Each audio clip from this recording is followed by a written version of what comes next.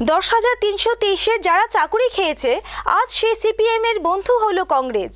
রবিবার Sonamura road show এর পরে নির্বাচনী প্রচারে বক্তব্য রাখতে গিয়ে এই কথা বলেন পশ্চিম ত্রিপুরা লোকসভা আসনের প্রার্থী বিপ্লব কুমার দেব।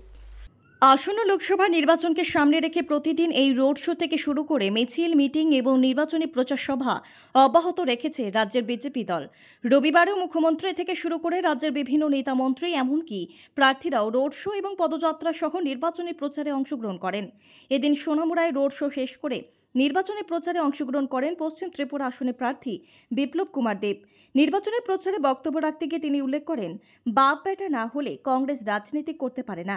এই প্রসঙ্গে বিল্লাল মিয়ার উদাহরণ দিয়ে তিনি বলেন, যদি বিল্লাল মিয়ার বাবা মন্ত্রী হতো কিংবা বড় নেতা হতো তাহলে তিনি কংগ্রেস প্রেসিডেন্ট হতে পারতেন। তাই আজ বিল্লাল মিয়া কংগ্রেস দল ত্যাগ করে বিজেপিতে যোগদান করছেন। আর সিপিএম প্রসঙ্গে তিনি বলেন, এরা পার্টির জন্যই সিপিএম করে, মানুষের জন্য কিছু করে না। এছাড়াও তিনি 10323 এর কথায় বলেন, যারা সিপিএম এর সময় 10323 এর যারা চাকরি খেয়েছে তারা আজ বন্ধু হয়েছে সিপিএম এর। ত্রিপুরারই মেয়ে, কিরিট বিক্রমের মেয়ে নিজের বাড়িতে মাইকে এসছে, নিজের বাপের বাড়িতে এসছে। চাই এই কমিউনিস্ট পার্টির নেতাদের কথা বলে লাভ নেই, এদের ভারতীয় কালচার, ভারতীয় ব্যবস্থাতে বিশ্বাস নেই। মেরে মিত্র, এই 25 বছর যে আপনারা জীবনে বাচ্চা গেছেন, নাইলে এরা আপনারা হাড্ডি খুল্লা খুল্লা খাই লইলে। এই 2018-তে যদি পরিবর্তন না হতো আজকে ত্রিপুরাতে ইন্টারন্যাশনাল এয়ারপোর্ট দেখতেন না। 2018-তে পরিবর্তন যদি না হতো 9টা ন্যাশনাল হাইওয়ে দেখতেন না। 2018-তে পরিবর্তন যদি না হতো সাবরুমে আইসিপি দেখতেন না।